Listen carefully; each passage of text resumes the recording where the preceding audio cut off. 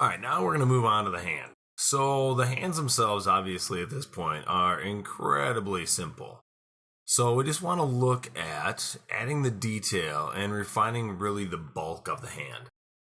For the size of this guy, the hand's really kind of a bit wimpy at this point. So I want to look at kind of pulling the hands out a bit, giving them a bit more mass, a bit more meat. Kind of bulking this guy's hands up a little bit. Now, as much as he's done as a big warrior, his hands should have developed a bit more musculature. So we're going to bring that up a little bit. Maybe bring the thumb out a little bit more.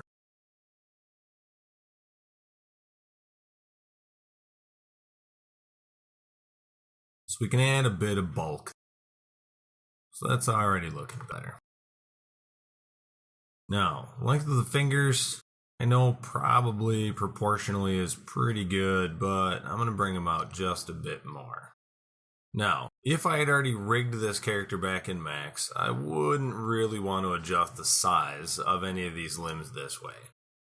It would probably be a bad idea and pretty much force me to re-rig. So we don't want to have to deal with that. But since we haven't rigged the character yet, this won't really cause us any problems whatsoever. Alright, that seems a bit better. Got a bit more bulk to those hands. We can definitely beef them up a bit more now. Alright, so now back to our sculpt brush. So we're going to bring that up a bit, and I want to start kind of adding some of the bulk around that palm. Start making the idea of the tendons there in the wrist. With the smaller brush, we'll carve those tendons back in.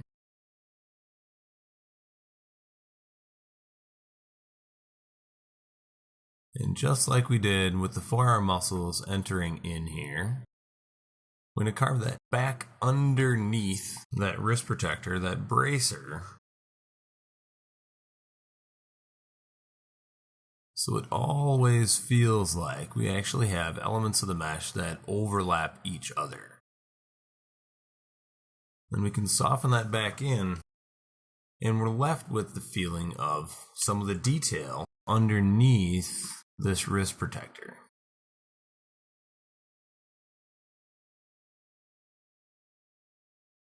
We're going to go back. We're going to pull this part of the thumb back out a bit. That's a bit better.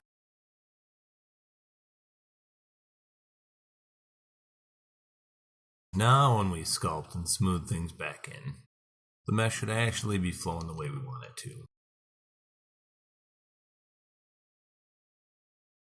If you take a look at your thumb though, you will tend to have quite a bit of creasing and folding in the skin around your thumb. Now that's more or less because of the amount of flexibility you have in your thumb. So the more flexibility you have, the more your skin is going to tend to crease.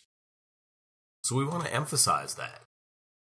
So I'm going to make a nice small brush here, and we're going to carve in a little bit in some of those palm lines.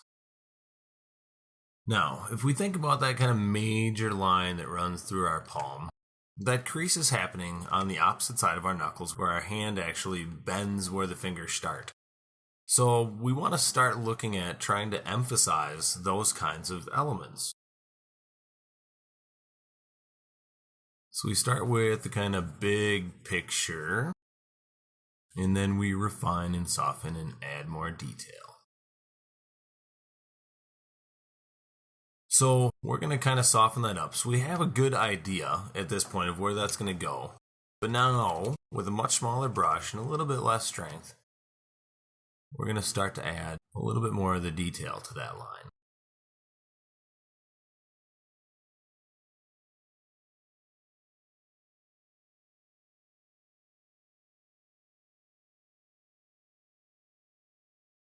And then again, we're going to soften it up.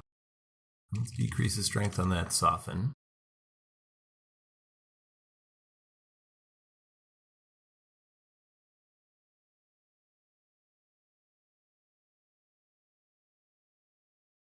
So as we've added the creases across the palm, we want to make sure that those creases do continue out to the side of the hand, because the hand doesn't just fold on the palm side, it does kind of continue out the sides.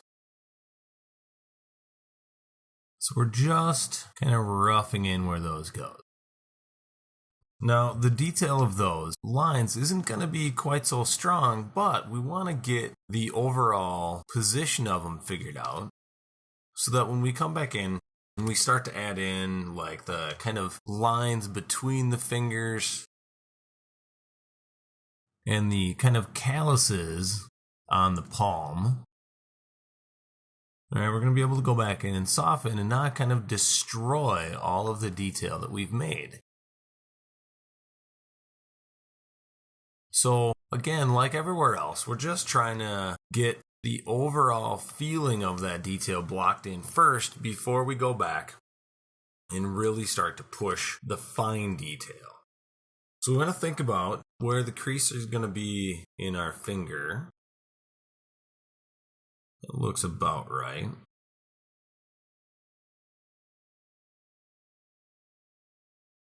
And this is going to help me again to start to define the position of the finger muscles.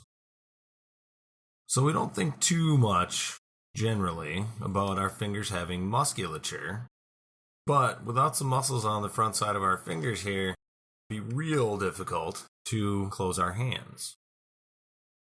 So, and the fact that our barbarian has been holding a sword and swinging it at people for such a long time, he's probably going to have some pretty defined muscles in those fingers. So we're going to bulk those up a bit.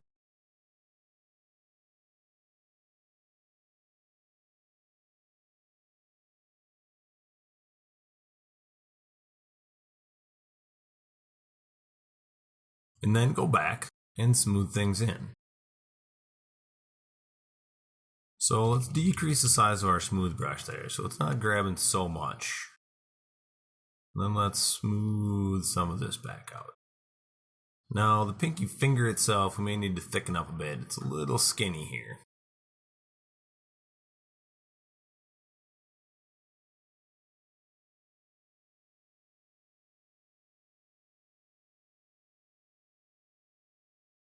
So if we bulk up the muscles on the front of the finger, we do need to bulk them up on the side of the finger a bit also.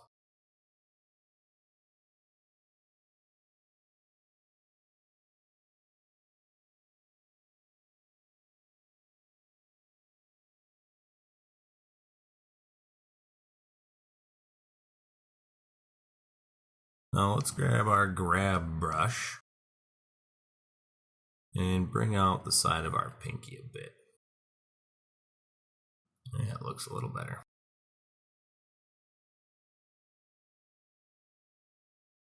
So as we do this, I'm basically just trying to round out the finger masses a bit so they don't appear to kind of get too skinny up at the tips.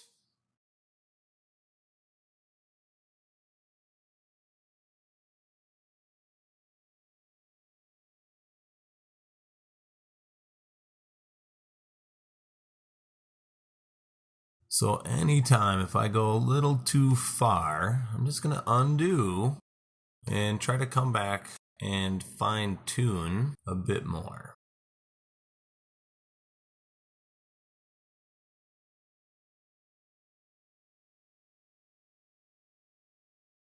So we're already getting quite a bit more shape and character to these hands than what the original model had.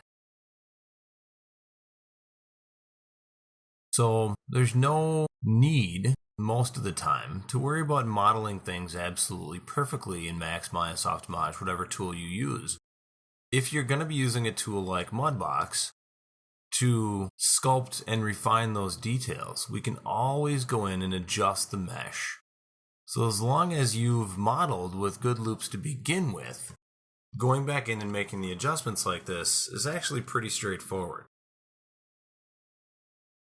So now as we go back in and refine and soften up those details, we're going to be left with a lot more character in the palm of this hand.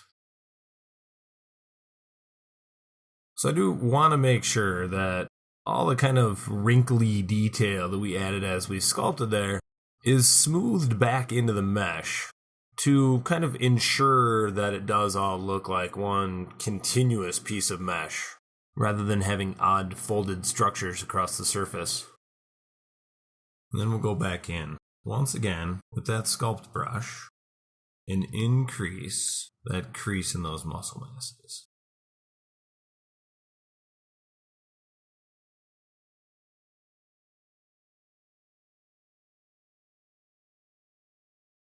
Now, with a really small brush, we're going to go back and add a little bit more of that detail in the palm. Now, as you can see, I'm not able to get all the detail in that palm that I want with this brush because the mesh is just not detailed enough yet. So as we soften that back in, let's undo a little bit.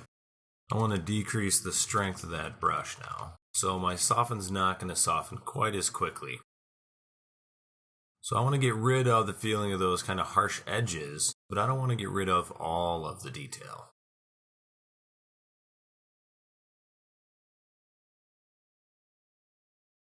Alright, that looks a lot more like a realistic palm of a hand. Now in the next one we'll get on to a bit more of the thumb detailing and then the back of the hand.